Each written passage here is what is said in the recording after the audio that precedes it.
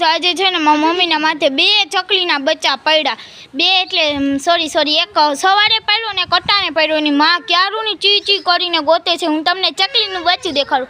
એવું નાનકડું મસ્તીનું છે. તમે જોઈને લાઈક કરજો, શેર કરજો અને સબસ્ક્રાઈબ કરજો. બેલ અકાઉન્ટ દબાવવાના ભૂલશો નહીં. તમને દેખાડું. જોવો ગાઈસ, નાનું કેવું મસ્તીનું છે. ગાઈસ અમે બહુ ઘણી વાર એ ચકલીને બચાડે રહીમાં. મારો ભાઈને તો એ ચકલીનું બચ્ચું જ ગમે છે. એનું નામ છે જયવીર. જો મારો ભાઈ, અમે 5 બહેનું છે ને એક મારો ભાઈ છે.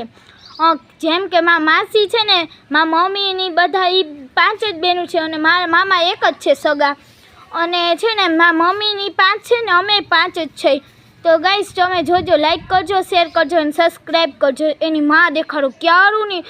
એની માં ચકલીના બચ્ચાથી અલગ થાય ને, જેમ કે તમે થાવ તો તમે કેમ મમ્મી કર્યા રાખો, એમ એની માં ક્યારું નહીં ગભરાઈ ગઈ છે. મારા મમ્મીના માથે 2 વખત ચકલીનું બચ્ચું પડ્યું. દેખાડું ગાઈસ. અને અમારી છે ને, હું 7મું ભણતી હતી, હું 8મું આવી. અને અમારી સ્કૂલ અમારી સામે જ છે, એટલે અમારા ઘરની સામે જ છે. એની બારી, મારા ક્લાસની બારી છે ને અમારી સ્કૂલમાં, અમારા ફળિયામાં જ પડે. હું તમને દેખાડું. ચાલો ગાઈસ, જોવો આ અમારી સ્કૂલ છે. તમને ઉપર ચડીને હમણાં જોવો ગાઈસ, આ મારો ક્લાસ છે, આ મારી ફ્રેન્ડનો ક્લાસ છે, અમારી આખી સ્કૂલ છે. અને ગાઈસ આ સ્કૂલનું નામ છે રાંદલનગર પ્રાથમિક શાળા.